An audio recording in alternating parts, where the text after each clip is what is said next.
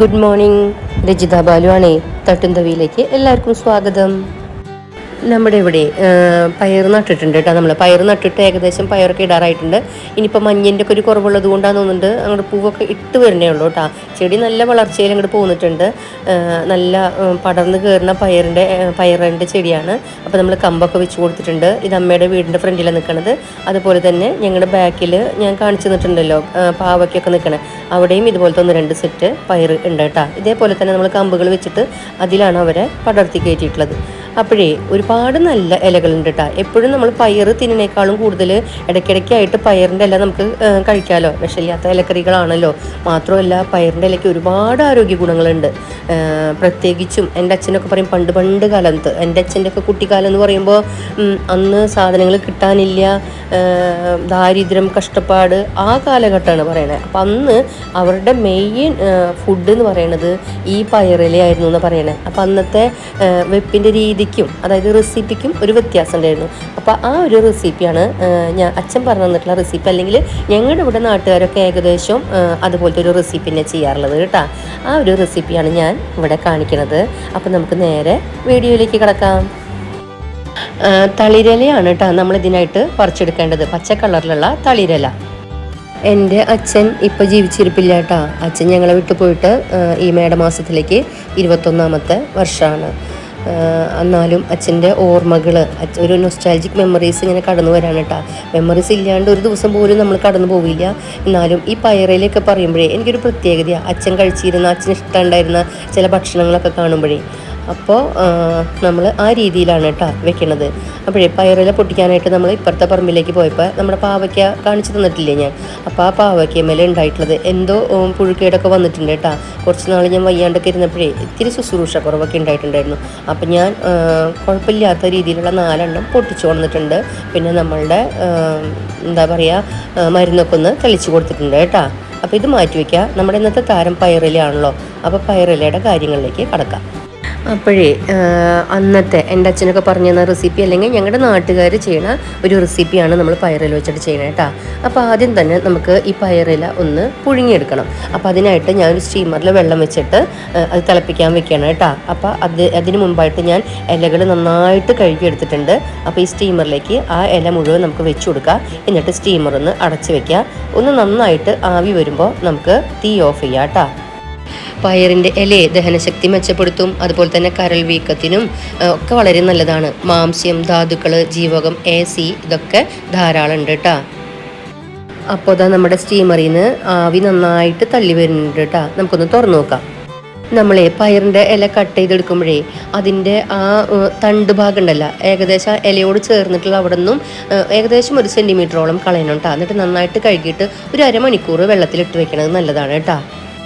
നന്നായി പിഴിഞ്ഞ് ആ പയറിൻ്റെ വെള്ളമൊക്കെ കളഞ്ഞതിന് ശേഷമേ ഇത് നമുക്ക് ഈ പയറിൻ്റെ ഇല മറ്റൊരു പാത്രത്തിലേക്ക് ഇങ്ങനെ പിച്ചി ഇട്ട് കൊടുക്കാം കേട്ടോ. കാരണം നമ്മൾ അരിഞ്ഞിട്ടല്ല പുഴിഞ്ഞെടുത്തത്. അപ്പോൾ നമുക്കിനി പിച്ചി എടുക്കണം. നന്നായിട്ട് വെള്ളത്തിൻ്റെ അംശം ഒട്ടും പാടില്ല കേട്ടോ. അഥവാ ഇതിൽ നമ്മൾ തണ്ടിൻ്റെ അംശമൊക്കെ പെട്ടിട്ടുണ്ടെങ്കിൽ ഞാരൊക്കെ പുറത്തേക്കായിട്ടുണ്ടാവും. അതിനൊക്കെ ഒന്ന് കളയണം കേട്ടോ. അപ്പോൾ ഇതാ നമ്മൾ ഇല പിച്ചി എടുത്തിട്ടുണ്ട്. ഇതാ ഇതുപോലെ ആയിട്ടുണ്ട് കേട്ടോ. ഇനി നമുക്ക് തോരനിലേക്ക് ഒരു അരപ്പ് തയ്യാറാക്കണം. അതായത് ഒരു ചമ്മന്തി തയ്യാറാക്കണം കേട്ടോ. അതിനായിട്ട് ഞാൻ 1.5 പിടുത്തം ചെറിയ തേങ്ങ എടുത്തിട്ടുണ്ട്, 10ഓളം ചെറിയ ഉള്ളി എടുത്തിട്ടുണ്ട്, 3 ചെറിയ പച്ചമുളക് എടുത്തിട്ടുണ്ട്, കറിവേപ്പിലര 2-3 ഇല എടുത്തിട്ടുണ്ട്, 4 വറ്റൽമുളക് എടുത്തിട്ടുണ്ട്. ആവശ്യത്തിനുള്ള ഉപ്പും കൂടെ ചേർത്ത് മിക്സിയുടെ ജാറിലിട്ട് കൊടുത്തിട്ട് ഇത് നമുക്ക് ഒരു ചമ്മന്തി ആക്കിയിട്ട് എടുക്കാം, തരുതരിപ്പായിട്ട്. ഈ റെസിപ്പിക്ക് ഒരു പ്രത്യേകതയും കൂടി ഉണ്ട് കേട്ടോ. ഇതിനി നമ്മൾ അടപ്പത്ത് വെച്ചിട്ട് താളിക്കലോ ഉള്ളി മൂപ്പിക്കലോ അങ്ങനത്തെ പ്രോസസ്സൊന്നുമില്ല കേട്ടോ. ഇതിൻ്റെ 1/4 ഭാഗം വേവ് കഴിഞ്ഞു. നമ്മളെ എടുത്തിട്ടുള്ള ഇലയുടെ പകുതിയോളം മതിയാവും കേട്ടോ തേങ്ങ ചെറുകിയെടുക്കാനായിട്ട്. ഇപ്പം 3 പിടുത്തം 3 ഹാൻഡ് ഫുള്ളായിട്ടാണ് ഇല എടുത്തതെങ്കിൽ 1.5 പിടുത്തം തേങ്ങ ചെറുകിയത് മതി കേട്ടോ. അപ്പോൾ അതാ നമ്മൾ ആവശ്യത്തിനുള്ള ഉപ്പും ചേർത്തിട്ട് ചമ്മന്തി പൊടിച്ചു കൊണ്ടുവന്നിട്ടുണ്ട് കേട്ടോ. നല്ല സൂപ്പർ ചമ്മന്തിയാണ്. നമുക്ക് ഇതായാലും മതി കേട്ടോ ഭക്ഷണം കഴിക്കാൻ. അപ്പോഴേ ഈ ചമ്മന്തി നമുക്ക് നമ്മൾ നേരത്തെ പിച്ചി ചീന്തി വെച്ചിട്ടുള്ള ഡ്രൈ ആയിട്ടുള്ള പുഴുങ്ങിയ ഇല ഉണ്ടല്ലോ, പയറിൻ്റെ ഇല, അതിലേക്ക് ഇട്ട് കൊടുക്കുക. എന്നിട്ട് ഇതിലേക്ക് 2 സ്പൂൺ നമ്മുടെ നാടൻ വെളിച്ചെണ്ണയും കൂടെ ചേർത്ത് കൊടുത്തിട്ട് നന്നായിട്ട് കൂട്ടി തിരുമ്പിയെടുക്കുക കേട്ടോ. അതായത് ഇലയിലേക്ക് ഈ ചമ്മന്തിയുടെ ടേസ്റ്റ് മുഴുവൻ ഇറങ്ങി വരണം. അതുപോലെ തന്നെ വെളിച്ചെണ്ണയുടെ അംശം ഇറങ്ങി വരണം. ഉപ്പൊക്കെ ഒന്ന് ചെക്ക് ചെയ്യാൻ വേണം കേട്ടോ. നന്നായിട്ട് തിരുമ്പിയെടുക്കുക കേട്ടോ. അപ്പോഴേ നല്ല സൂപ്പർ ടേസ്റ്റ് ആയിട്ടുള്ള ഹെൽത്തിയസ്റ്റ് ആയിട്ടുള്ള നമ്മുടെ പയറില തോരൻ, അതും സ്പെഷ്യൽ ആയിട്ടുള്ള പയറില തോരൻ ഇവിടെ റെഡി ആയിട്ടുണ്ട് കേട്ടോ. അപ്പോൾ ഞാൻ ആ ചമ്മന്തി പൊടിച്ച പാത്രത്തിലേക്ക് തന്നെ അതിട്ട് കൊടുക്കുകയാണ്. നമ്മളിവിടെ ഫുഡ് കഴിക്കാറായിട്ടുണ്ട്. അപ്പോൾ ഇന്നത്തെ ഞങ്ങളുടെ ഒരു ഐറ്റം ഇതാണ് കേട്ടോ. അതുപോലെ ഒരു സീക്രട്ടും കൂടെ പറയാം കേട്ടോ. ഇപ്പോൾ നമ്മൾ സാധാരണ ഒരു ചമ്മന്തി പൊടിയല്ല ചേർത്തത്, അതിന് പകരം വേണമെങ്കിൽ നമുക്ക് ഉണക്കച്ചെമ്മീൻ പൊടിയും കൂടെ ചേർക്കാം കേട്ടോ. അപ്പോൾ ഈ ഇലക്കറി ഇത്തിരിയും കൂടെ ടേസ്റ്റ് കൂടുതലായിരിക്കും കേട്ടോ. അങ്ങനെയും ചെയ്യാം. അപ്പോൾ എൻ്റെയും ബാലുവിൻ്റെയും ഇന്നത്തെ ലഞ്ച് വിഭവങ്ങൾ എന്താണെന്ന് കാണണ്ടേ? നമ്മുടെ സാധാരണ വെള്ളരിച്ചോറ്, റേഷനരിയുടെ ചോറും, അതുപോലെ തന്നെ എനിക്കിപ്പോഴും അത്ര സുഖമായിട്ടില്ല കേട്ടോ. അപ്പോൾ വലിയ ടേസ്റ്റുള്ള ഒരു ഒഴിച്ചുകറിയല്ല ഞാൻ വെച്ചത്. പഴുത്ത മാങ്ങ ഇരിക്കുന്നുണ്ടായിരുന്നു. നമ്മുടെ വീട്ടിൽ തന്നെ ഇഷ്ടംപോലെ പഴുത്ത മാങ്ങ വീഴുന്നുണ്ടേ.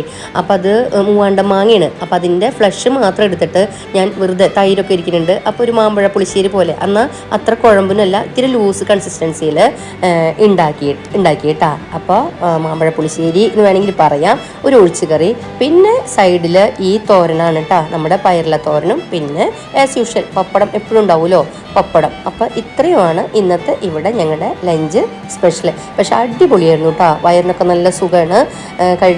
എന്താ പറയുക, നല്ല അടിപൊളിയായിരുന്നു, നല്ല ടേസ്റ്റ് ഉണ്ടായിരുന്നു, സൂപ്പറായിരുന്നു കേട്ടോ. അപ്പോഴേ എൻ്റെ വീഡിയോ കണ്ടിട്ട് ഞാൻ നേരത്തെ പറഞ്ഞല്ലോ, എന്തെങ്കിലും ഒരു പ്രത്യേകത ഉണ്ടാവുമല്ലോ, പണ്ടുള്ളവർ പറഞ്ഞിരുന്ന എൻ്റെ രഹസ്യങ്ങൾ, അതായത് എന്തുകൊണ്ടാണ് തിളപ്പിച്ച് അങ്ങനെ കട്ടുണ്ടെന്ന് പറഞ്ഞിരുന്നതും കട്ടിന്നിനെ കളഞ്ഞിരുന്നതെന്ന് അറിയാവുന്നവരുണ്ടെങ്കിൽ ഇപ്പോൾ എൻ്റെ ചാനലൊക്കെ എത്രത്തോളം ആളുകളിലേക്ക് എത്തുന്നു എന്നറിയില്ല. നല്ല ചെടികളെക്കുറിച്ച് കൂടുതൽ അറിയുന്നവരോ ഡോക്ടേഴ്സോ ആരെങ്കിലും കൂടുതൽ ഇത് റീച്ച് ആവുകയാണെങ്കിൽ, അറിയാവുന്നവരിലേക്ക് എത്തുകയാണെങ്കിൽ തീർച്ചയായും അതിൻ്റെ ശാസ്ത്രീയ വശങ്ങളൊന്ന് കമൻ്റായിട്ട് ഇടണം കേട്ടോ. അപ്പോൾ ഇത്രയൊക്കെയുള്ളൂ ഇന്നത്തെ വിശേഷങ്ങൾ. അപ്പോൾ എൻ്റെ ഈ റെസിപ്പി ഇഷ്ടമാണെങ്കിൽ എന്നെ ഒന്ന് സപ്പോർട്ട് ചെയ്യാൻ മറക്കരുത് കേട്ടോ. എന്തായാലും അഭിപ്രായങ്ങൾ ഇടണം കേട്ടോ. എനിക്ക് ഇപ്പോഴും കമൻറ്റുകളും ലൈക്കൊക്കെ വളരെ കുറവാണ് കേട്ടോ. ലൈക്കും കമൻറ്റും വരുന്നതിനനുസരിച്ച് മാത്രമേ എൻ്റെ വീഡിയോസ് സജഷനിലേക്ക് യൂട്യൂബ് വിടുള്ളൂ കേട്ടോ. അപ്പോൾ ദയവായിട്ട് ഞാൻ യാചിക്കുകയാണ്, എന്നെ എന്തായാലും സപ്പോർട്ട് ചെയ്യണം. അപ്പോൾ എൻ്റെ റെസിപ്പി ഇഷ്ടമായി തന്നെയാണ് ഞാൻ വിശ്വസിക്കുന്നത്. നമുക്ക് അടുത്ത വീഡിയോകളിലൂടെ ഇനിയും കാണാം. അതുവരേക്കും നന്ദി, നമസ്കാരം.